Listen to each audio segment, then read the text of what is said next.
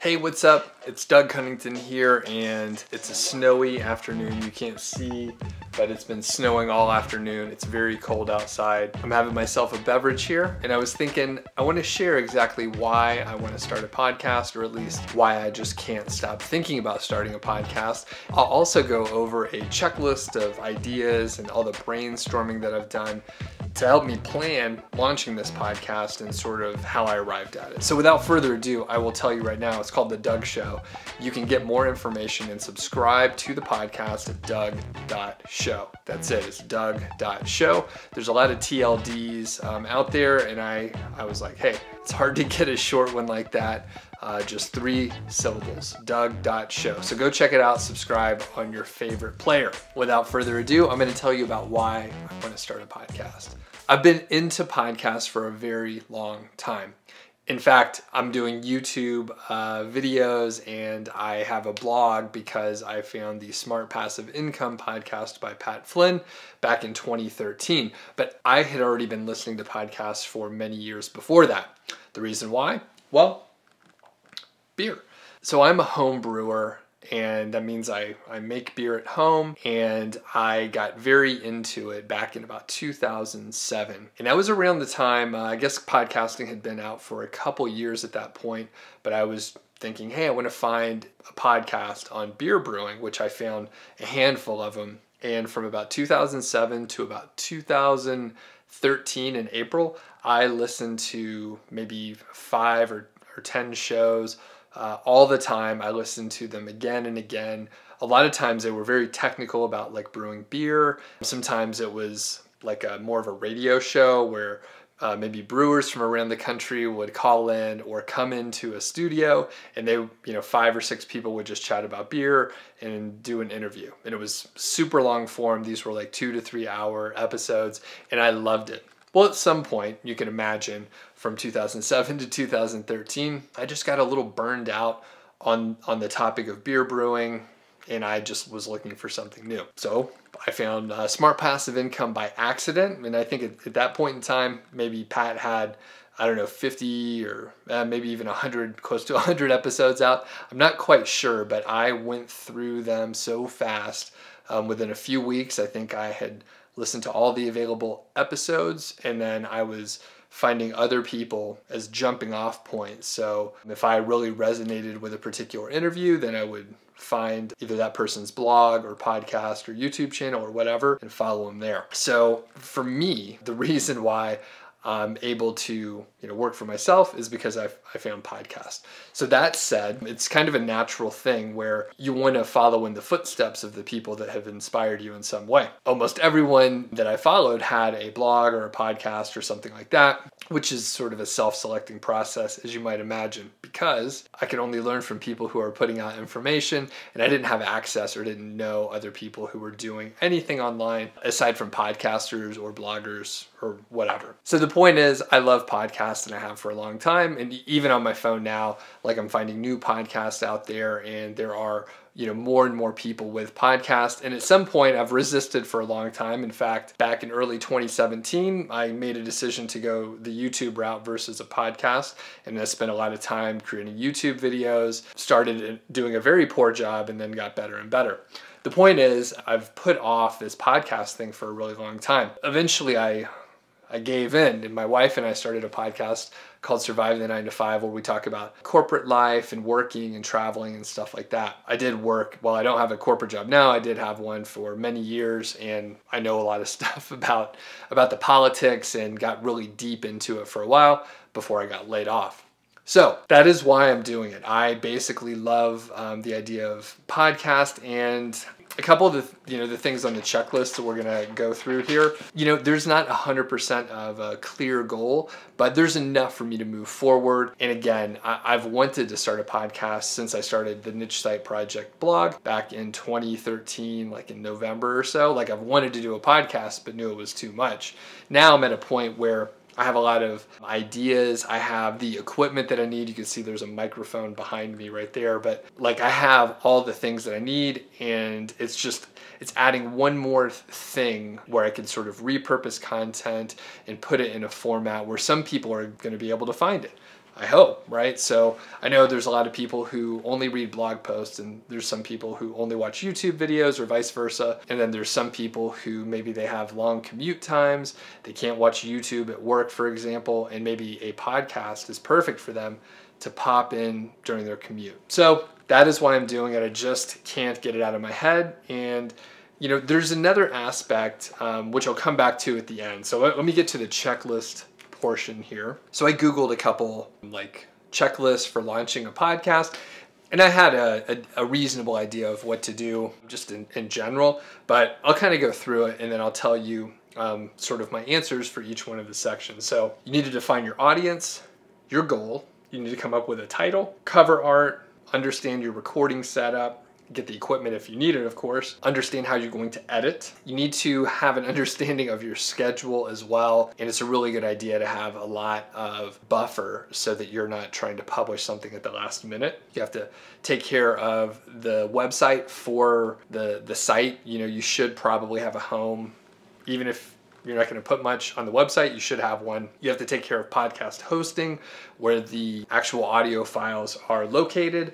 Also, from a production standpoint, you need to understand the show structure, the different types of shows that you may have, and think about the content that you're going to have on the show. So for the audience portion, one thing I have built in already is a blog audience and a YouTube audience like you. Thank you for watching, by the way. If you're not subscribed, please do subscribe to the channel. But basically, I have a built-in audience, and I have an understanding of who's in the audience and what they're interested in. Now, one aspect of the show is I want to cover more things. I want to be more broad on the podcast than I am on YouTube, for example, or on the blog even. So I do take some liberties on the YouTube side, but it is very clear what people are interested in. And I could publish other things on YouTube, and I probably will. However, like I said, when I publish something that is very interesting to the audience, I could see the metrics and all the analytics very positive. If I publish something a little more obscure, maybe the audience doesn't care about as much, you know, I can appreciate that. And the thing with YouTube is so algorithmically driven that I found that I was on a treadmill producing content of a lot of derivative information over and over again, and it's like a never-ending cycle, which is okay. I mean, I do live streams often and I try and help beginners, but at some point it becomes less exciting for me. Now, I know it's important to do for community building and for helping people out, but at the same time, I want to do some other things. That said, another limitation on YouTube is the length of the content. So sort of the sweet spot for YouTube videos is between like 6 and 15 minutes or so, give or take. If it's longer than that, some people are just not going to watch it. And if it's too short, there's only so much information you can provide, and people don't watch, even if they watch 100% of a 3-minute video, it's only 3 minutes long. So there's some issues with, you know, producing content. Now, I can just put out exactly what I want to do, and maybe I will do a little bit more of that, but I do understand the limitations from an algorithmic standpoint on the YouTube side.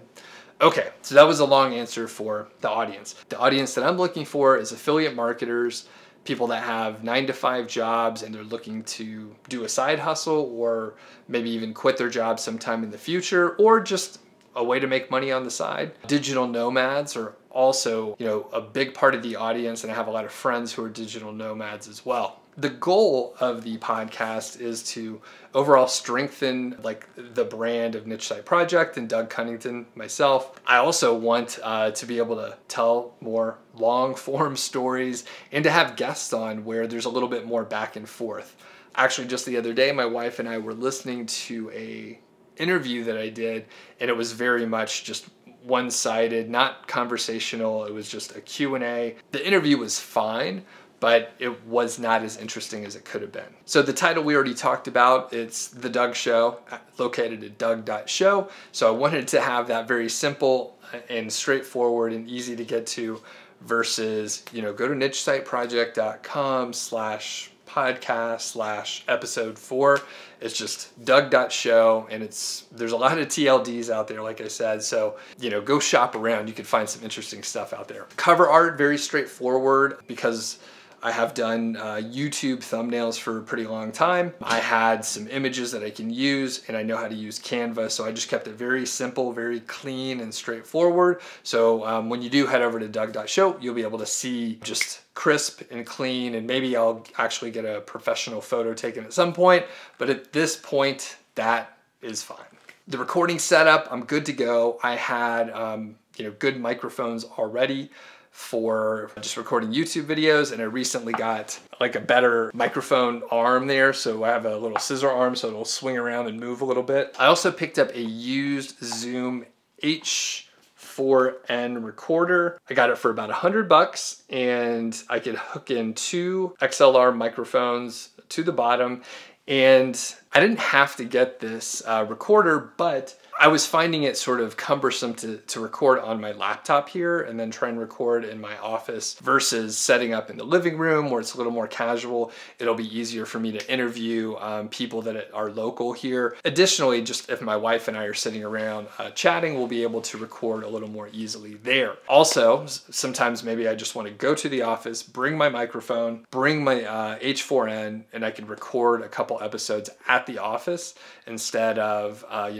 bringing the laptop and a few other things. I could just bring this and a microphone and a little stand, and I'll be good to go. For editing, I have a Mac, so GarageBand is on there. I'm sure there are a few other apps that you can use for editing, but GarageBand I already know how to use. Additionally, I probably don't want to do all of the editing, so once I get a template set, I will have my VA help out. She can also use GarageBand. She's comfortable using the Apple products for movie editing and audio editing and all that stuff. So that's pretty straightforward. So next we have the podcast hosting. This is where the audio files are stored and downloaded and all that stuff. So they store the files there for me. For Survive the 9 to 5, my wife and I were using Blueberry, which is fine. They put out a plugin called PowerPress, and it's been okay. When I looked at the pricing and I started to look at some other companies, I realized that maybe I want to go to a different company. So there's one called Castos.com, or Castos, I guess, and they seem to have a slightly cheaper unlimited plan where Blueberry, you had to monitor, you were limited by the size of the files.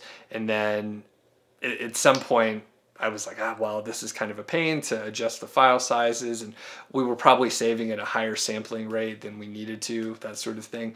The point is, it looks like I'll probably use Castos for the Doug Show because it's a little bit cheaper if you're going to publish a few episodes a month.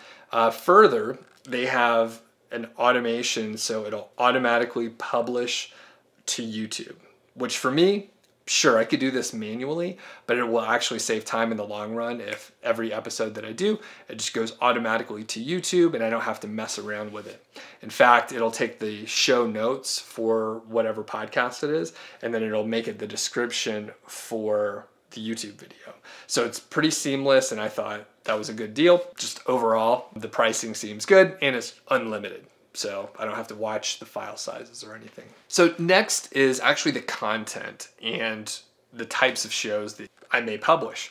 So luckily, because I've put out content in different formats over time, I have a lot of options. So number one, I really want to try and do about 50% interviews. And one reason for that is it's a little bit easier than just talking. So doing these sort of monologues, it's a little more difficult, and it's difficult to be interesting. Thanks, by the way, for staying with me this far. It's difficult to be interesting, and it takes a certain amount of planning ahead of time. Otherwise, you end up rambling on and on.